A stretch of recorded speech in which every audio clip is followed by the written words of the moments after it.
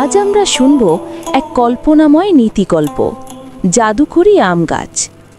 এক গ্রামে ছিল এক রহস্যময় আম গাছ, যেটি নাকি ইচ্ছা পূরণ করত। একদিন সেই গাছের নিচে আসে 10 বছরের এক কৌতূহলী ছেলে রাইহান। এই গাছটা নাকি ইচ্ছা পূরণ করে। আমি চাই আমার একটা উড়ন্ত ঘুড়ি থাকুক, আকাশ ছুঁয়ে ফেলবে। কিছুক্ষণ চুপচাপ, কোনো কিছুই ঘটে না। তখনই গাছের উপরের ডাল থেকে এক টিয়া পাখি এসে নামে। আরে পিচ্ছি, এত সহজে জাদু পাওয়া যায় নাকি? আগে কিছু ভালো কাজ করে দেখাও। তুমি কথা বলো, তুমি কে? আমি কিকু, এই আম গাছের বন্ধু।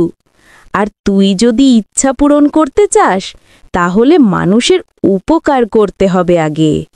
ঠিক আছে, তাহলে কোথায় শুরু করব? এরপর রায়হান আর কিকু মিলে গ্রামের মানুষদের সাহায্য করতে শুরু করল। তারা দেখা পেল এক বৃদ্ধ কৃষকের, যার ভেড়া হারিয়ে গেছে। আহা রায়হান, আমার ভেড়াটা সকাল থেকে হারিয়ে গেছে, খুঁজে পাচ্ছি না কিরে। চাচা, চিন্তা করবেন না, আমি আর কিকু খুঁজে বের করব। চলো রাইহান, আমি আকাশ থেকে খুঁজে দেখছি। তারা দুজন মিলে ভেড়াটা খুঁজে বের করল। তারপর আরও অনেককে সাহায্য করল, কেউকে পানি আনতে, কেউ কি মাটির হাঁড়ি ঠিক করতে। দিন শেষে তারা আবার আম গাছের কাছে ফিরে আসে।